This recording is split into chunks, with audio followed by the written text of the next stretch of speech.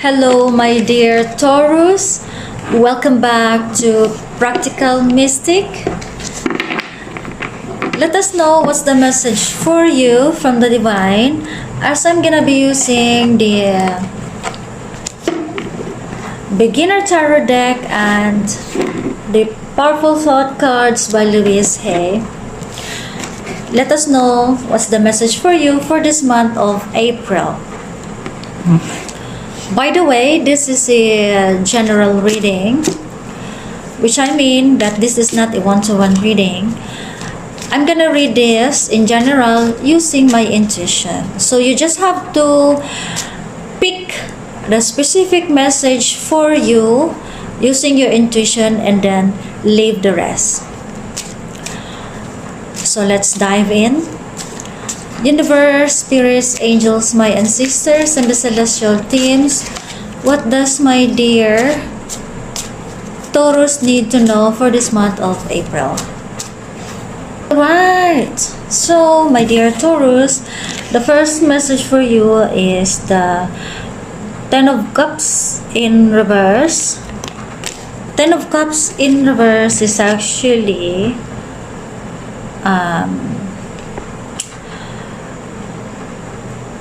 implying that you are unhappy, you have a home, but you have a family who are not really that close to you,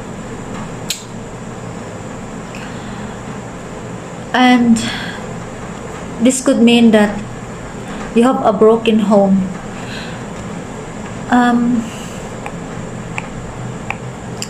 So sad that you are experiencing this Ten of Cups in reverse. But anyway, you see clearly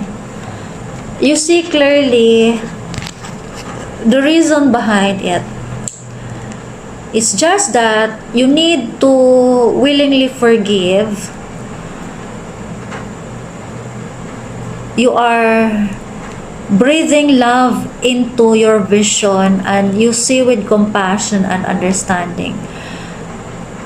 You have a clear insight and it's reflected in your outer side. So meaning, there is a reason behind this. Having an unhappy family or having a broken family, or you might have a home where you do not you might have a house but you do not feel at home with your family.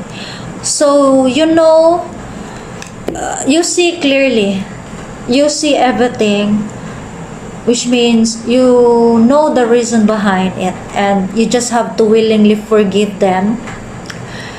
You breathe love into your vision. You see with compassion and understanding. Meaning, the moment that you know the truth, the reason behind this Ten of Cups in reverse is that you learn to have a compassionate heart and having an understanding heart. And your clear insight is reflected in your outer side. So it begins within you. The change, the forgiveness, the compassion, the love should begin within you. And so it will reflect on the outer side. Oh, you have here this one, the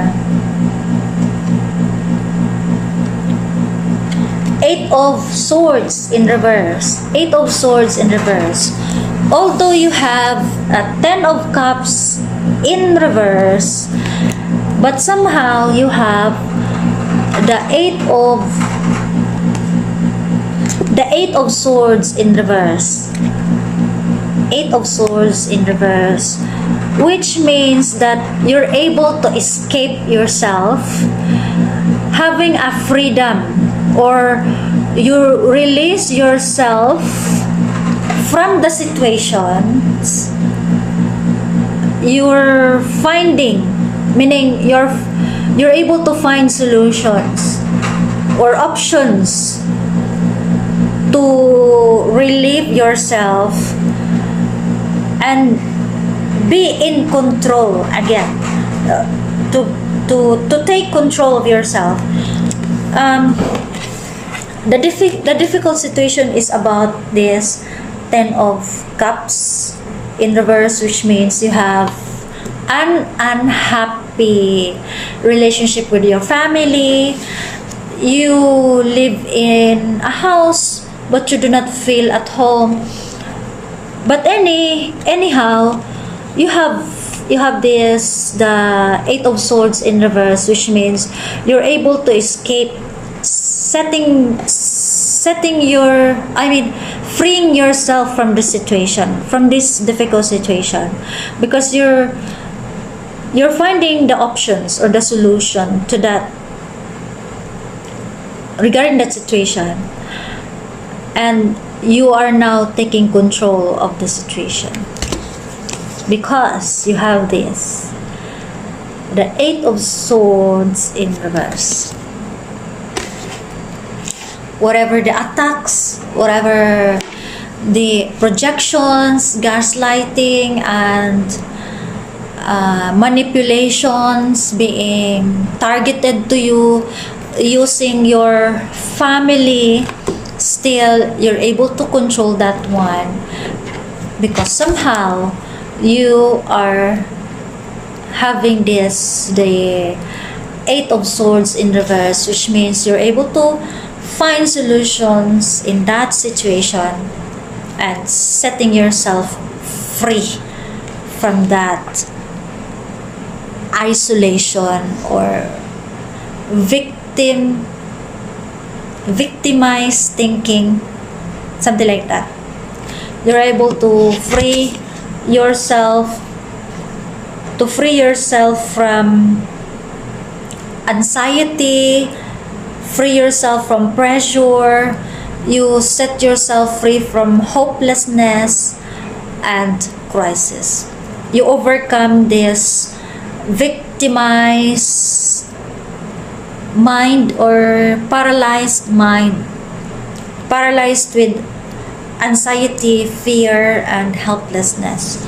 So now you are this Eight of Swords in reverse,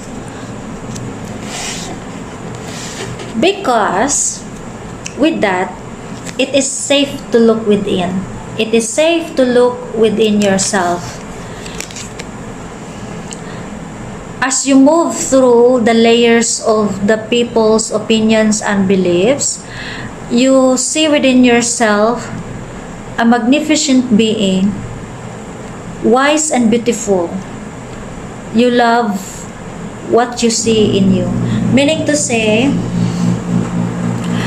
you're able to set yourself free from the opinions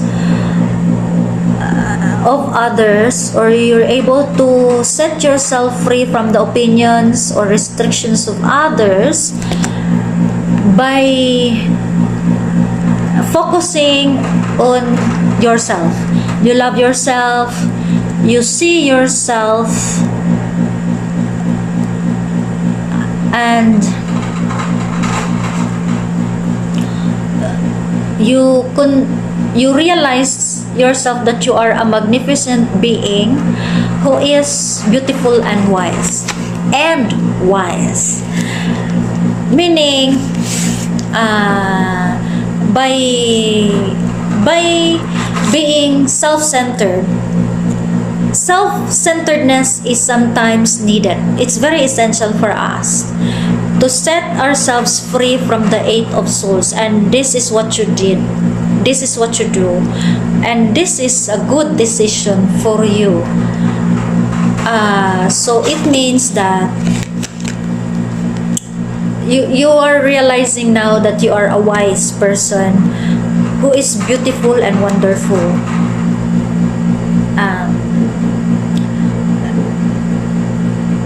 you look within yourself, you realize that you can actually set yourself free from this Eight of Swords. And now it is Eight of Swords in reverse. Self-centeredness is the key to overcome the illusions, the restrictions and opinions of the people around you, the people who are part of your life, or the society, the opinion of the society. So we have here, wow, the Fool. This is the Fool, which means it is more of innocence, freedom, originality, adventure, travel, foolishness, carelessness, idealism, youth, spontaneity, lack of commitment, and new beginnings. So meaning, the moment that you set yourself free from the Eight of Swords, you forgive your family and other people who caused you pain.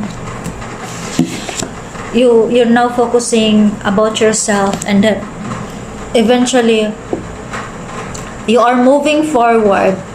You take step into the path of the unknown. Just like here, the Fool is gonna be jumping in the cliff. He is not afraid to take step forward because he believes that he is protected. He is safe since he has a lot of tools needed for his journey. Take a look at that. He is holding this one, the container of all the tools he needed for all the tools that he needs for his journey. He is taking an adventure, moving into new beginnings. The Fool. While having adventure, he enjoyed. You enjoyed your journey with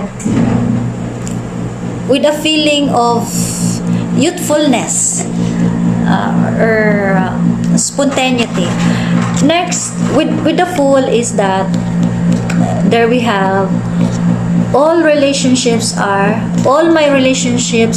in harmonious. All my relationships are harmonious, which means when you create harmony in your mind and heart, you will find it in your life. Your inner creates the outer always. So meaning to say that you just have to think positive. To think positive in order to attract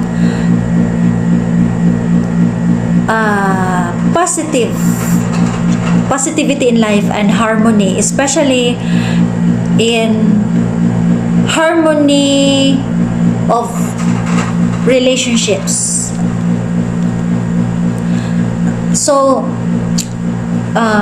just think positive that you are in a harmonious relationship with others, so that you can feel also the same that in your heart, because your emotions are the derivative of your thoughts.